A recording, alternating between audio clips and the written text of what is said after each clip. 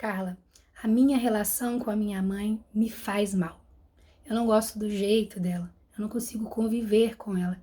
Eu não quero me parecer com ela. O que eu faço? Gente, que tema difícil que eu trago pro dia de hoje para esse vídeo. Principalmente numa sociedade repleta de muito preconceito, muito mito, muito tabu em torno do que é ser mãe, da função de mãe. Muitas vezes, culturalmente, socialmente, religiosamente, ser mãe é uma personificação de Maria, a santidade de Maria, mãe de Jesus. E isso é pesado, inclusive, para as mamães. Mas, quando um filho chega a admitir a possibilidade de que não seja bem assim, é uma dor profunda.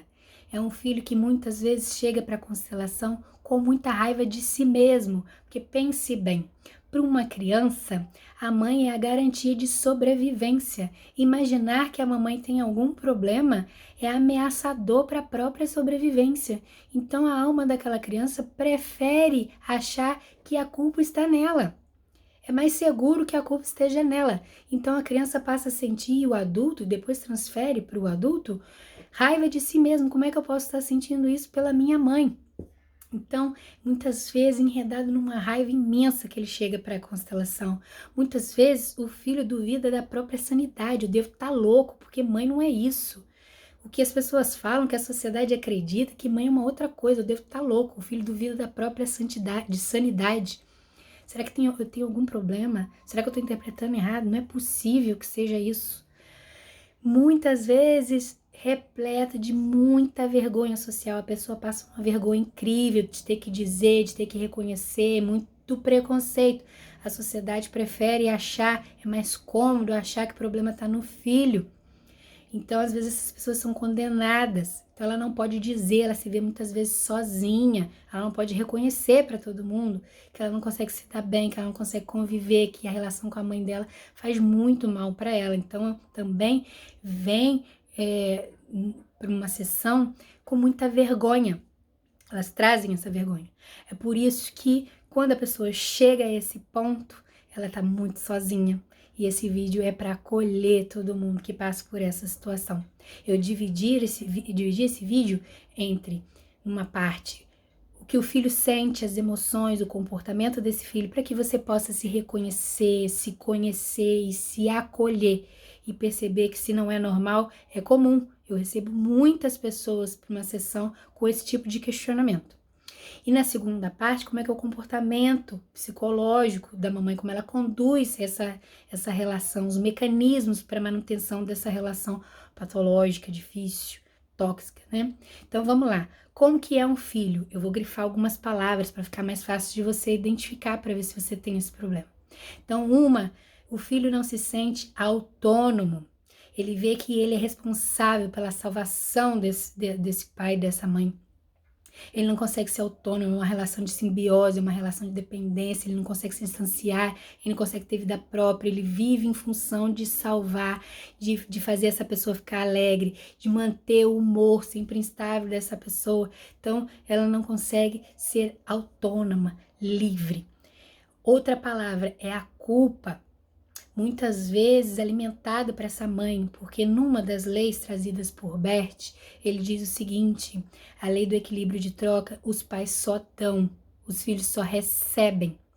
Então, quando a mãe tem um transtorno de personalidade, claro que em certa medida, todo pai e toda mãe quer algum grau de reconhecimento e de gratidão, mas essas mães fazem questão de reforçar que você deve muito e que por isso você deve fazer tudo o que elas querem, que você é responsável pela felicidade dela, que ela é a mais importante. Então ela desvaloriza suas outras relações com seus amigos, você não consegue nem se dedicar à sua família, porque você deve muito a ela, é muito peso, então você está sempre enredado, emaranhado na instabilidade emocional dessa mãe. Então é um mecanismo, essa relação é mantida por muito mecanismo de culpa que te mantém presa nessa patologia. É uma exaustão muito grande, porque os filhos têm que ser só nutridos, eles têm que só receber, e um filho que inverte essa ordem, que ele que é responsável por dar essa mãe, muitas vezes, inclusive, invertendo o papel, ele sente que ele é mãe da mãe ou é pai da mãe, isso infringe uma lei, que é a lei da hierarquia. Os pais são sempre os grandes, os filhos são os pequenos. A alma fica desnutrida quando a gente inverte esse valor, quando a gente, ao invés de estar recebendo, está doando. Isso perde o fluxo da vida. É uma exaustão que não sobra para você se dedicar para a sua própria vida e para a sua família. Então, é uma relação de vampirismo energético, inclusive, né?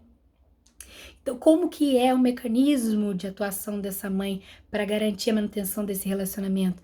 Um mecanismo é a negligência. Você sente que você teve que amadurecer antes da hora, que você teve que ser adulto antes do tempo, que a sua infância foi encurtada, porque você viveu em função de receber afeto, valorização, validação dessa mãe que nunca veio. Por que que a validação não vem? Porque é uma maneira de manutenção dessa relação. Eu não te dou porque assim você fica sempre em função de me fazer validar. Se eu te dou essa validação, você está livre. E a nossa relação não é de independência, de liberdade, de autonomia. Então você não vai receber aquilo que você busca, assim você fica preso a mim. Outra coisa é a agressividade passiva. Às vezes a mãe para de falar com o filho e isso é brutal para a alma da criança. Imagina, se a mamãe para de falar comigo, ela pode não me alimentar, ela pode não me proteger, ela pode não cuidar de mim. E isso faz com que a minha sobrevivência, a minha vida esteja ameaçada. Então a mamãe sabe que você depende dela para sobreviver. E esse silêncio é uma tortura e te coloca no seu devido lugar, que segundo ela é de fazer o que ela quer. Então é muito drama, muita chantagem, muita manipulação. Como eu disse, é um vampirismo energético enorme. A outra é o gaslighting. O que é o gaslighting? Faz você duvidar da sua própria sanidade. Então, às vezes, você pega a mamãe fazendo alguma maldade, alguma postura que não é legal, que não é coerente, que não é saudável. E quando você questiona ela, confronta ela, diz, tá doido, não fiz isso não. Mesmo que esteja evidente, que esteja claro, nossa, que loucura. Se você falar isso às pessoas, vão ver quanto você está ficando louca. E aí você se questiona, será que eu estou louca? Porque é essa pessoa que eu mais tenho que confiar na vida. E eu tenho que confiar nela, então eu duvido de mim. Então você cresce com essa autoconfiança fragilizada. Você não confia em você. Você fica perdido. Você duvida das suas próprias capacidades, da sua percepção, da sua intuição. Outra é as suas glórias, na verdade, são glórias dela, são todas atribuídas a ela, que é uma maneira de você ficar sempre presa a reverenciá-la. Claro que a gente tem que reverenciar, mas a gente tem que saber reconhecer os nossos próprios méritos, a gente tem que receber isso.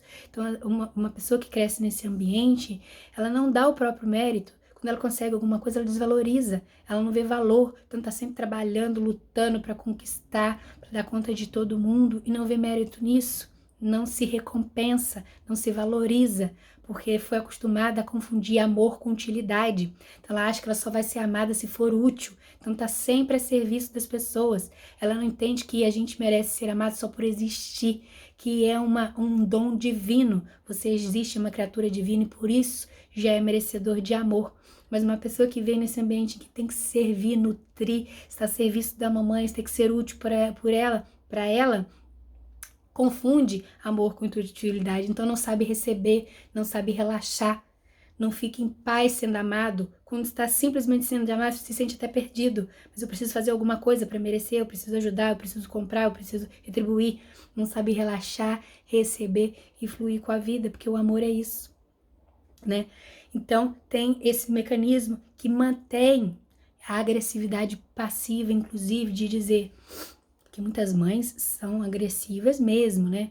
Batem, xingam, permitem que os filhos sejam agredidos fisicamente, sexualmente, sejam abusados, ela sabe, finge que não vê. Isso existe, gente, infelizmente. Mas muitas têm agressividade passiva, vai te dizer, você não é tão inteligente quanto a sua prima, né? Você tá um pouco fora de forma, né? Não é que esse vestido não tenha ficado bonito em você, mas é que, entende? Ou então ela vai dizer, eu não vou falar nada, senão as pessoas vão perceber o quanto você é rancorosa, magoada, né? O quanto que você é assim, né, minha filha? E aí você não consegue se defender, porque numa agressividade direta você fica perdido. Não consegue nem se defender dessa agressividade. É um jeito muito sutil de jogar uma culpa, um peso em cima de você e você não consegue sair disso. Ok, você se identificou nesse papel, identificou sua mamãe nessa postura, nessa relação. O que fazer, Carla?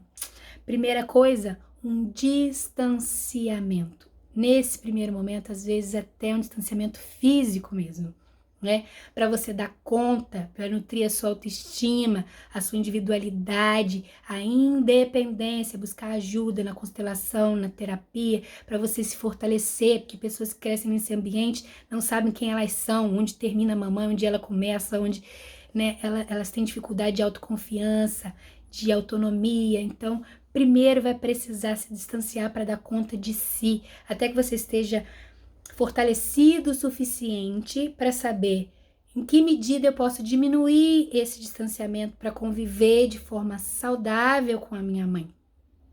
De forma que seja digna, essa relação seja digna, porque dignidade é uma coisa que a gente não pode abrir mão em relacionamento nenhum.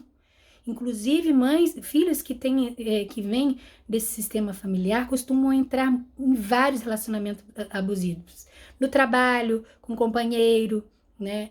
Elas costumam repetir o padrão de abuso, de indignidade. Então, até que você perceba qual o distanciamento necessário para que esteja mantida a minha dignidade, não importa a relação com quem for, eu tenho que estar um ser humano digno nessa relação.